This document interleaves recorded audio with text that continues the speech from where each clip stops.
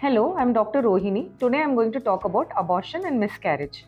So first of all, both these terms are same. So what is the meaning of abortion? That is the discontinuation of any pregnancy, healthy pregnancy before 20 weeks is considered as abortion. Now there are various types of abortion, like threatened abortion, missed abortion, incomplete abortion, complete abortion, and inevitable abortion. Now, what is the common causes of abortion or discontinuation of pregnancy? The most common cause is genetic factor. When the embryo or the baby is genetically abnormal, then there's discontinuation of pregnancy. Sometimes it may be due to hormone deficiency, or it can be due to other uterine conditions like fibroid or presence of a septum that is abnormal. It will cause an abnormal shape in the uterus. So, a presence of septum or a polyp or a fibroid which is distorting the cavity of the uterus, or even presence of adenomyosis. And sometimes it may be also due to some blood disorders which will affect the clotting system of the body and may cause microclots into the uterus and thereby affecting the blood supply to the baby. So some of these common diseases are antiphospholipid antibody syndrome, and there are other thrombophilias like protein C and protein S deficiency, and also due to some autoimmune deficiencies or autoimmune diseases like systemic lupus erythematosus, SLE. So some of these blood disorders are also cause abortion.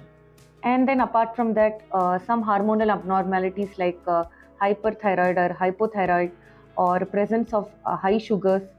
And these are some of the reasons where abortion can happen. Now, how do we know that a patient is having abortion?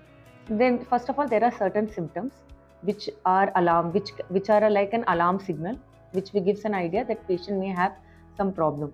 One is when the patient is complaining of severe lower abdominal cramps, which is similar to the pain that she experiences during periods, or if she has any spotting from vagina, or she has like frank bleeding from vagina, or she has lot of dizziness. And apart from that, sometimes patient may complain of passage of some material when she goes and passes urine. So these are some of the signs which it's like an alarm signal that patient may have some problem with her pregnancy, and then needs to be looked into. So next, how do we diagnose? Now that patient has come with all these complaints, now how do we diagnose whether she is having abortion and which type of abortion she is having? So for that, first of all, we have to take history from the patient, and if she has any recurrent abortions previously, also she has had any miscarriages like this. And then second, we would be examining the patient. We would be doing a tummy examination, and then we would be also checking with the use of speculum. We would also be having a look at the cervix, whether the cervix is open or closed, or whether there is what amount of bleeding is there, whether it's minimal bleeding or lot of bleeding with clots are present. And then we'll also see if there is any clots, or apart from clots, there are any products like white tissue material from the baby that is expelled into the vagina. That can also be checked during the examination.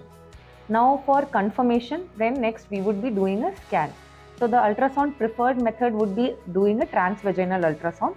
In this again we would be checking whether we will be checking the size of the gestational sac, whether there's a presence of fetal pole, or whether the baby's heartbeat is present or not. And if everything is fine, also we would be checking whether there is any bleeding around the gestational sac. So all these things would give us an idea whether what type of abortion is it, threatened, complete, inevitable. All these things will be given. We will get a better idea by doing a transvaginal ultrasound.